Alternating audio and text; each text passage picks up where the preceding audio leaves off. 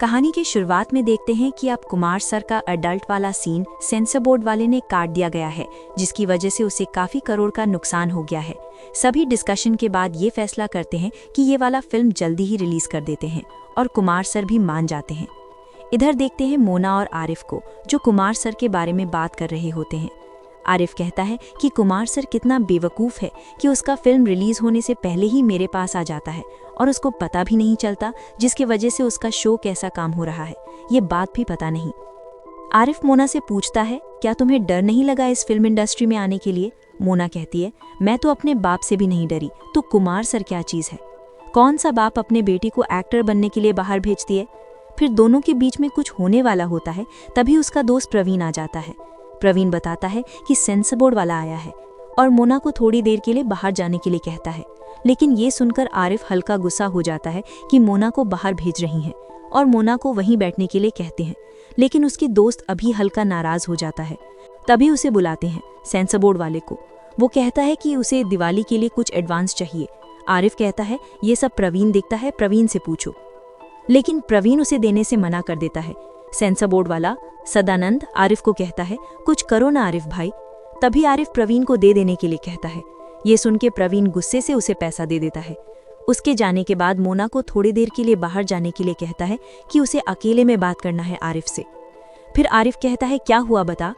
प्रवीण आरिफ से कहता है, देख भाई, मैं कुर्सी में बैठने के लिए ये सब नहीं बोल रहा हूँ, मैं धंधे के बारे में सोचकर बोल रहा हूँ आरिफ।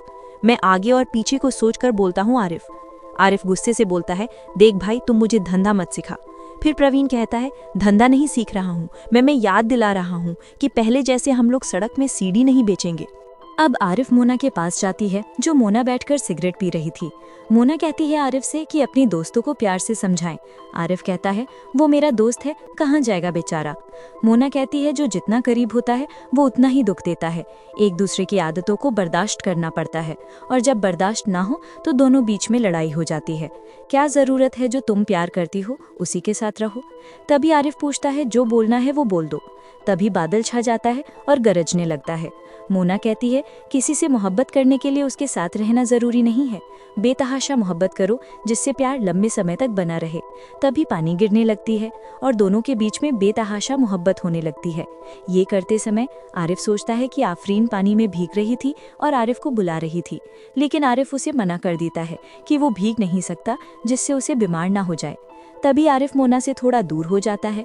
वो कहता है, ये सब गलत है, मैं आफरीन से बहुत प्यार करता हूँ। आरिफ कहता है, मोना, इसे थोड़ी मोहब्बत समझकर भूल जाना मोना।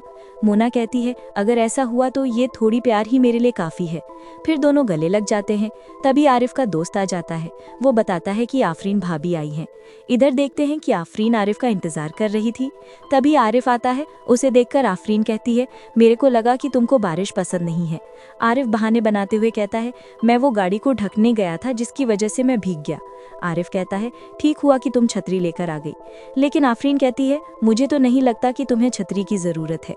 तभी आरिफ उसे अपने साथ ले जाता है। इधर एक औरत को देखते हैं जो पैसों को गिन रही होती है। उसका पति मणि पूछता है, कहाँ से आया इतना पैसा। वो बताती है कि ये सब पैसा हमारे थिएटर से ही आई है। भले ही थिएटर फ्री है, लेकिन उसका कैंटीन वाला खाना की पैसा लेती हूँ। तुम अपना नई फिल्म लाने की इंतज़ाम करो, इधर मैं संभालती हूँ। इधर देखते हैं कुमार सर की फिल्म रिलीज हो गई है, जो बड़ी पार्टी रखी है। ये वही लड़की है जो अडल्ट फिल्म बनाई थी और उसका अडल्ट वाला सीन सेंसर बोर्ड वालों ने काट दिया है, जिससे ये खुश भी थी।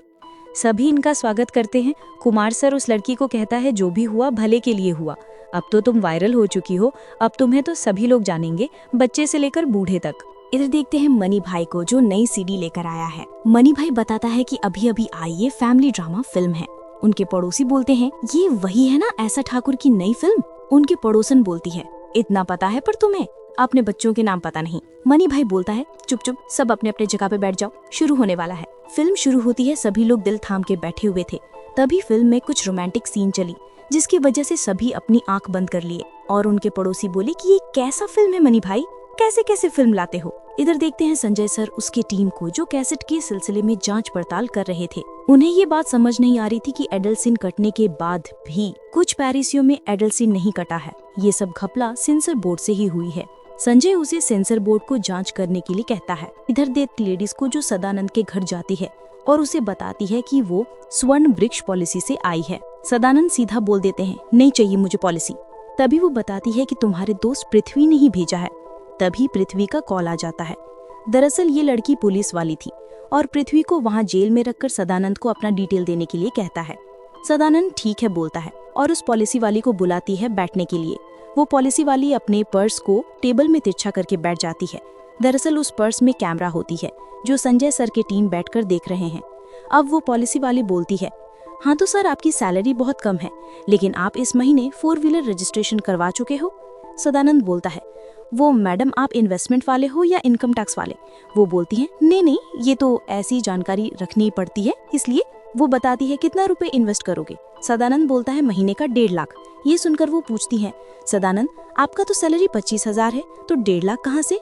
फिर सदानंद अपना काम के बारे में बताता है कि वो सेंसर बोर्ड में थोड़ा हेर फेर करता है जिससे उसे कुछ रुपए मिलते हैं। मैडम बोलती हैं, मार्केट में करोड़ों की पायरेसी हो रही हो, आपके अंदर है। सदानंद ये सुनकर चौंक जाता है। वो बताता है कि हमें तो सिर्फ 1.5 लाख रुपए दिया जाता है। तो ठीक है मैडम, तो अब तुम घर जाओ, मुझे नहीं लेनी है पॉलिसी। फिर उस मैडम को सदानंद बाहर निकाल देती है। अब सदानंद सीधे आरिफ भाई से कॉल करता है, क्या भाई आप करोड़ों का माल कमा रहे हो, कल आ रहा हूँ मैं, अब तो मुझे डबल चाहिए। ये सारा संजय की टीम देख रही होती है। इधर देखते हैं आरिफ और आफरीन को, जो आफरीन के लिए एक नया फोन लाया है। ये देखकर आफरीन बहुत खुश हो जाती है और सीधे अपने नंबर डायल करने के लिए कहती है। फिर आरिफ उसको नंबर डायल करते हैं। वो बताता है कि ज्यादा कॉल मत करना क्योंकि एक कॉल का 24 रुपया है। तभी आफरीन मना कर देती है, ये देखना ज्यादा दिन तक नहीं चलेगी, बिल्कुल फ्लॉप हो जाएगी।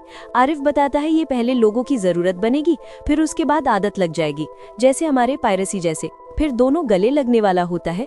तभी संजय सर आ जाता है। वो उसे अब जेल ले जाता है। चारों तरफ आरिफ की ही खबर चल रही थी कि पायरेसी किंग आरिफ अब पकड़ा गया।